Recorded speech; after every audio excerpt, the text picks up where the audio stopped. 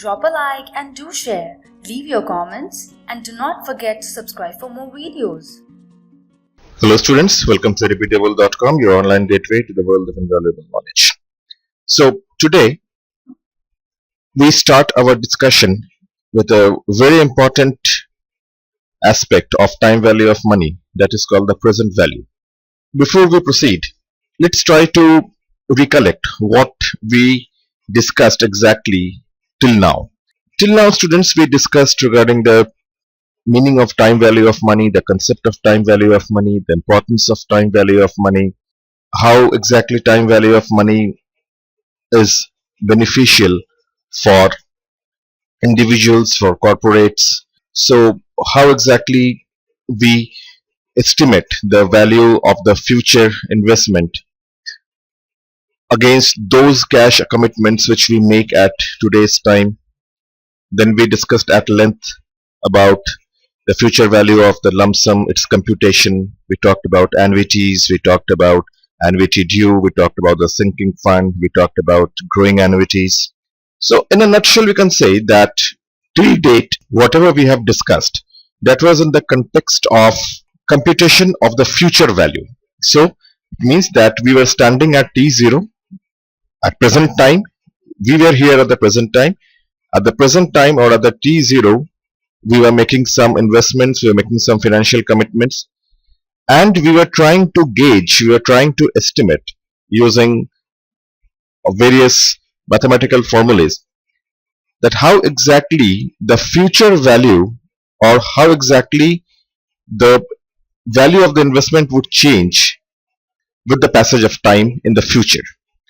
So in a very simple term, in a very layman's term, we wanted to know that whatever investments we are making right now, whatever financial commitments we are making right now, how exactly would those financial commitments shape up in the future? So you can just think of it just like a time machine wherein we were standing here at T0 or at present, and we were trying to embark upon a journey in the future. And for this time travel, the time machine which we used was called compounding. For the time travel of traveling from the present to the future, we were using a time machine known as the compounding. With the help of compounding, we were trying to estimate that how exactly the future value takes place, or how exactly the future value shapes up against those investments which we are making at present or at the T0.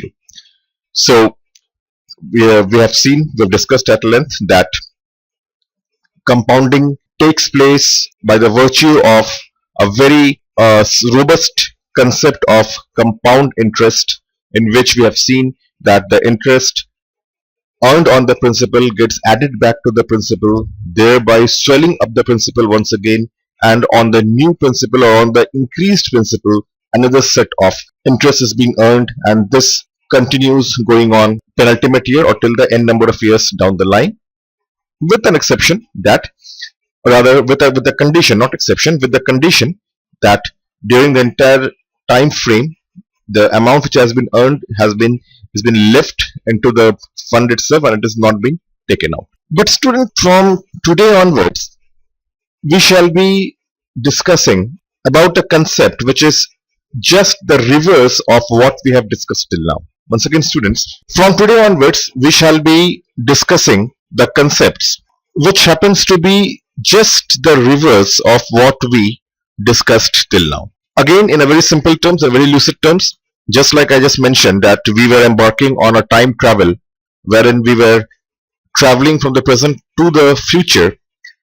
Now students, we shall be taking a reverse journey wherein we shall be traveling from the future to our present. Once again, students, just like I mentioned that we were embarking upon a time travel wherein we were traveling from the present to the future. Now from here onwards, we shall be undertaking the time travel in the reverse direction, that is, we shall be traveling from the future to the present. Now, as the name suggests, the topic is present value. So it means that somewhere or the other, we are trying to gauge the value of any financial commitment or any investment which is likely to arise in the future against its comparable value at the present. Once again, students, with the help of the present value concept, we try to gauge the value of any financial commitment or investment which is likely to arise in the future against its comparable value at the present.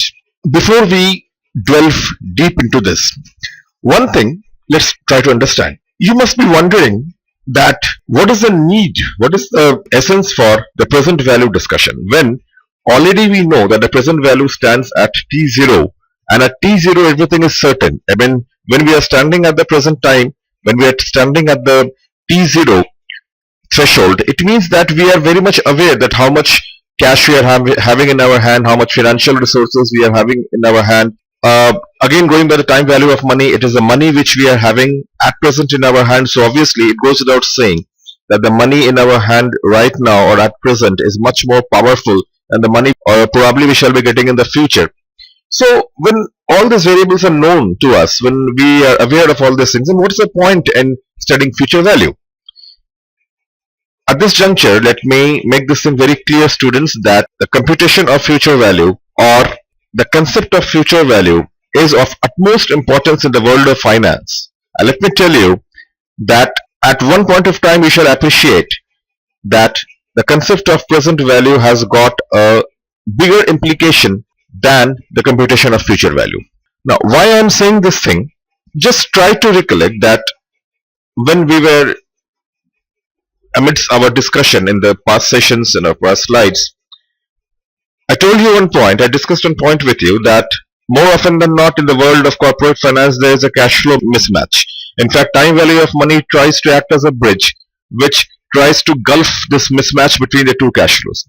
So whenever we are using the word cash flow mismatch, it means that we saw that this mismatch was being done, or this mismatch took place due to the time differentials or due to the time gap between the two cash flows.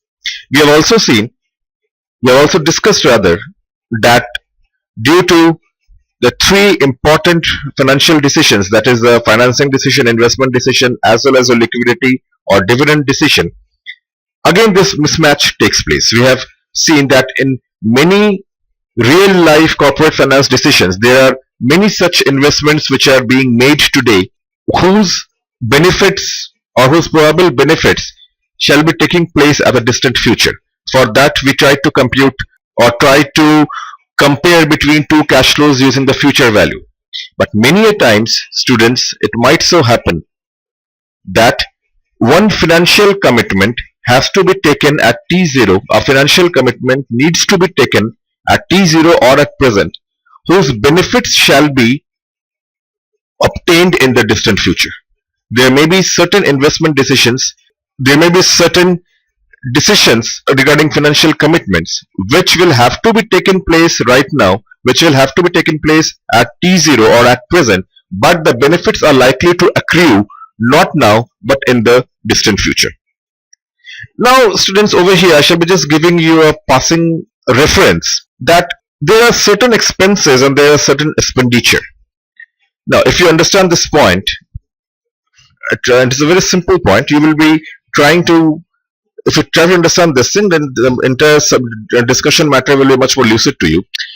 There are certain things known as your revenue expenses and certain outflows known as your capital expenditure. So what is the basic difference between revenue expenses and capital expenditure? As the term suggests, revenue expenses refer to all those expenses against whom the benefits are recovered or the benefits are enjoyed in the same financial year itself. In fact, there are three classifications. First is your revenue expense, second is your capital expenditure, third is your deferred revenue expenditure. So when we are using the word revenue expenses, once again student, revenue expenses refer to all those expenses against whom the future benefit or the future potential benefit is realized in the same financial year itself. It doesn't linger further. For example, when we are paying the wages, when we are paying for the operating expenses, when we are paying for the salaries, it means that against those wages, salaries, or the purchase of the raw materials, or purchase of the utilities, or payment of your direct labor, etc., for coal, gas, everything, they are short term in nature, and the benefits from them are realized in the terms of the revenue generation in the same financial year itself. While capital expenditure, as the name suggests, they are of capital nature or they are of long-term nature. As we have discussed during our discussion regarding our investment decisions, you might recollect that investment decisions are usually meant for a long-term purpose. They are always taken up not with a view of immediate resale, and capital expenditure are irrevocable, they are irreversible, and most importantly, capital expenditure are undertaken with a view of earning revenues for a long time frame down the line. The classic example of capital expenditure is investment into a long-term machinery, investment into a plant, investment into a land property, which are not meant for the quick resale, but with the help of which future cash flows are expected to generate for a long time frame, usually 10 years, 15 years, 17 years, 20 years down the line. So now, students, if we are clear with all these two basic concepts, like just a quick recap once again, revenue expenses. Revenue expenses do not usually linger for more than 1 year. Of course, there are certain classification like your heavy advertisement expenses. They are of the nature of a deferred revenue expenditure. They are, of course, they are revenue expenditure, but they are so huge in amount that they are not being debited to the profit and loss account in a single financial year. Rather, they are taken to the balance sheet and they are written off against the revenues of the forthcoming years for suppose 3 years, 4 years or 5 years. But despite the fact that the amount is huge, such expenditure like your advertisement expenditure, your promotional expenditure, they are not capital in nature because they are not helping the firm in acquisition of any capital asset. So they are classified under the head of your deferred revenue expenditure. These are specialized kind of revenue expenses which are deferred. It means they are not taken to the debit side of the profit and loss account in the same financial year. Rather, they are being taken to the balance sheet, and then from there onwards, every year they are being written off from the profit and loss account against the revenue generated by them in a particular proportion. So, revenue expenses, as the name suggests, as the definition goes, revenue expenses are expected to earn the return for the firm or the benefit for the firm in the same financial year, while capital expenditure are expected to generate the return from the firm in longer time frame and for long time period, and the benefits of capital expenditure are never expected to extinguish in a same financial year or in the shorter financial year. And that is the reason that whenever capital expenditures are taken place, whenever investment into a plant, into a machine are taken place, they are always being shown not as a expense in the PL account, but rather as an long-term asset, as a permanent asset on the asset side of the balance sheet.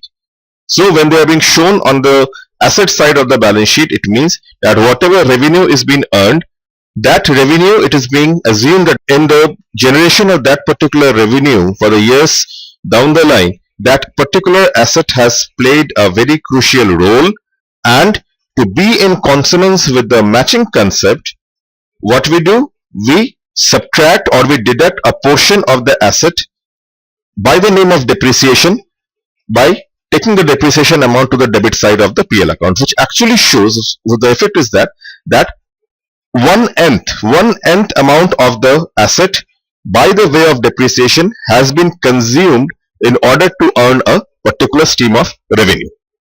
So that depreciation amount acts as an operating expense and which has been taken to the debit side of the PL account. But the actual mother investment, the actual investment into the long-term asset is being taken on the asset side of the balance sheet. Now students, if this point is clear, I hope this is clear. Now let's again take up the point that while our previous discussions we used a word called comparable cash flows. We highlighted this point that comparability of cash flows is one area wherein time value of money plays a very important role. I once again repeat, we have already seen that comparability of cash flows is one area wherein time value of money plays a very crucial role. It means that time value of money makes the cash flows comparable. Those cash flows which have been separated amongst each other or amongst themselves due to the time differential, which we have already seen. Why this time differential is coming up? Now again, if we take a reference from the revenue expenses part, in the terms of revenue expenses, students, you will understand that there is no such time differential. In the case of revenue expenses, there are no time differentials. Why? Why is it so that in the case of revenue expenses, there doesn't happen to be any time differential? The answer is very simple. It is so because, as I've just mentioned, the definition of revenue expenses says that revenue expenses are those expenses against which the economic benefit is being reaped or it is being yielded in the same financial year itself. So, it means that when the revenue expense is taking place in a particular financial year, in that financial year itself, the benefit from the revenue expense shall be earned or it shall be enjoyed. So when the cost and benefit, the cost in the terms of the revenue expense and the benefit in terms of the financial benefit or the economic benefit which has been earned against that expense, because in finance and in accounting, this is the basic difference between an expense and a loss. Both of them result in a cash flow, in a cash outflow, but expenses are those cash outflows. I'm just trying to explain it in a very rudimentary terms. Expenses are those cash outflows against which a probable benefit is being expected to earn, or against which a benefit is actually earned. While on the other hand, losses are those cash outflows against which no economic benefit is expected to be earned. The entire money goes down the drain. So in either case, both of them are taken on the debit side of the profit and loss account. Whether it is a loss, whether it is an expense, it is being taken to the debit side of the profit and loss account. Because this is what again the golden rule says, that all losses and expenses should be debited and all incomes and gains should be credited. So all losses and expenses should be debited on the debit side of the PL account, and that's the reason that whether there is an expense from which a revenue may be earned or it is an loss from which no revenue is expected to be earned in the future or even in the same year, both need to be taken to the or written off against the debit side of the PL account. Now students, when we're talking about the word revenue expenses, so revenue expenses, just try to understand that in the case of the revenue expenses, when we are emphasizing upon the point that the benefits are being recovered in the same financial year itself, it means that both the transactions or both the transactions in terms of your actual expense or the revenue expense and the economic benefit from there on, it is closing down or it is closing out in the T0 itself. Both the events are taking place at T0 or at present itself. So there is no question of a time differential between both of them. It means if in this particular financial year I am paying for the wages, I am paying for the salaries, I am paying for the other operating expenses, so against such payment, all the benefits are being realized in this particular financial year only. So when there is no time differential between both, so the question of comparability doesn't arise because both of them can be compared easily at the same time itself. But that is not the case with the capital expenditure. I repeat students, try to understand this very carefully. That is not the case with capital expenditure. In the case of capital expenditure, as we have just discussed, by virtue of their definition, capital expenditure are those expenditures against which the cash outflow takes place at present, that is T0, but the future probable benefits in terms of the cash inflows shall be taking place in the future, and that too in the long-term future, because capital expenditures are never taken up with a short-term view or with a short number of years. They are not expenses, they are expenditure. They are usually meant to be for a long-term purpose, that is in excess of 5, 7, 10, 12, 15, 20 years. So students, now you shall be seeing that now you can appreciate the point that in the case of revenue expenses, this comparability quotient is absolutely nil because both the cost and benefit is taking place in the same financial year, while in the case of the capital expenditure, this comparability forms the cornerstone, or it is the most important point, or rather the demand becomes much more pressing in order to bring into the action the time value of money.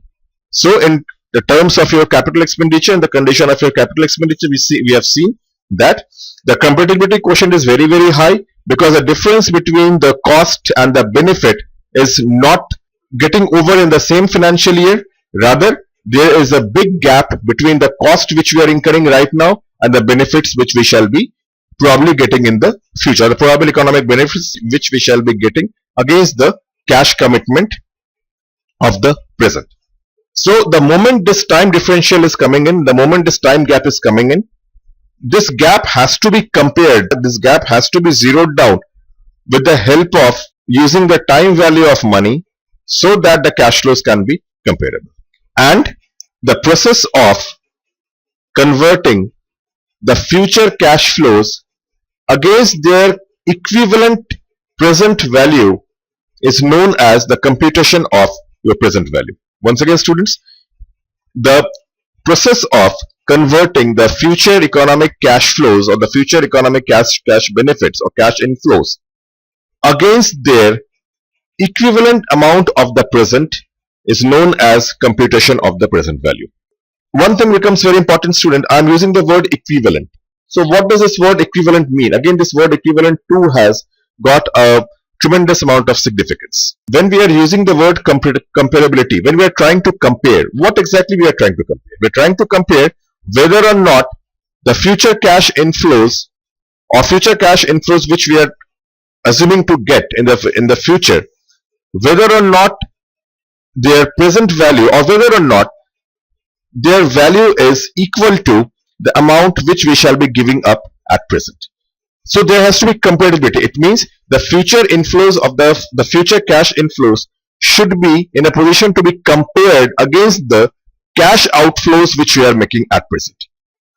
I once again repeat, the future cash inflows should be comparable against the cash outflow which we are making at present. So the cash outflow is being made at T0 or at present, against which the benefits shall be acquired or the benefits shall be enjoyed in the future time frame down the line, 10 years, 15 years down the line. Now, with this brief introduction, students, let's try to see some of the slides. It says that the concept of present value is of utmost importance in the study of finance.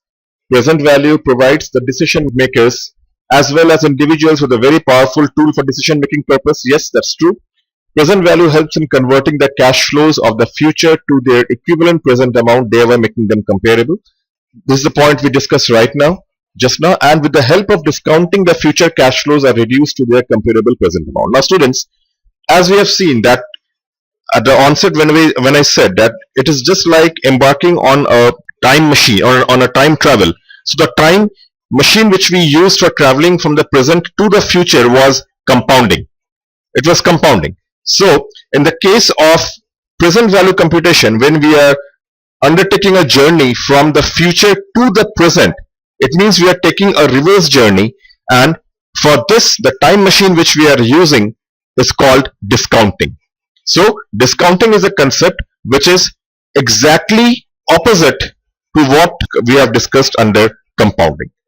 So it is just opposite, it is just reverse, it is just a contrary concept, it is just a totally different concept or totally opposite concept of the concept of compounding.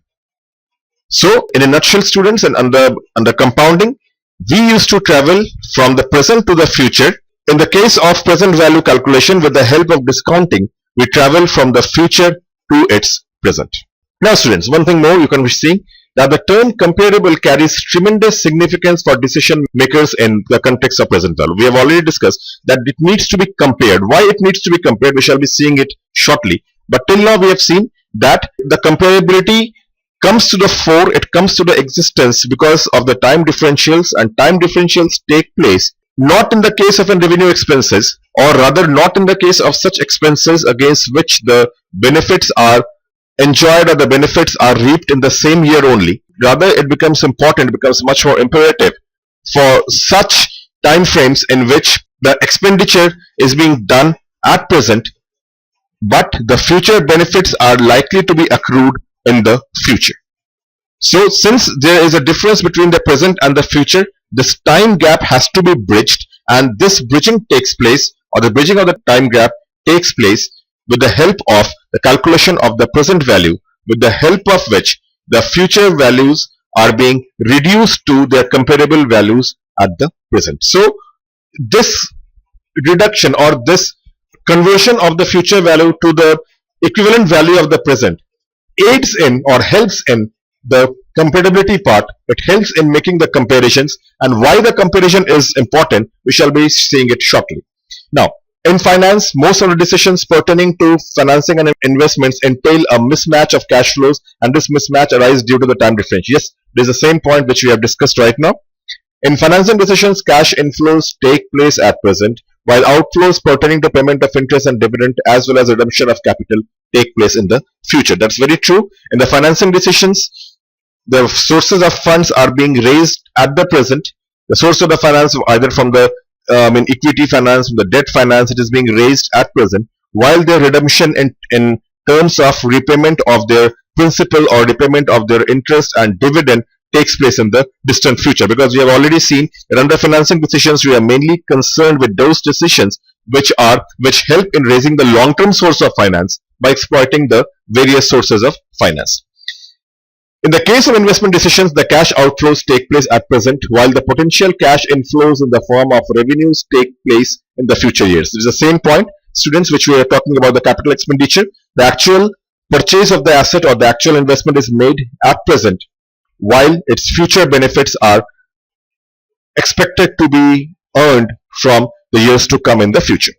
As present value computation converts the future cash flows to its comparable value at present, the decision maker can evaluate whether the present value of the future cash flows are equal, more or less than its equivalent present value. Now, this is one very important point, students. In fact, this is the point wherein we shall be discussing regarding the actual meaning of the word comparable, that why exactly this comparability has to be taken place, why exactly the cash flows need to be compared, why exactly the future values need to be converted to their equivalent values in the present. I have been emphasizing on this part that future value or time value of money helps us in converting either the present value to the future value or the future value to its present value through the spectrum of equivalence. We have to make it equivalent. We are trying to make the cash flows equivalent. Why to make the cash flows equivalent? Why to make such cash flows equivalent which are being segregated, which has been distant between themselves with the time differential?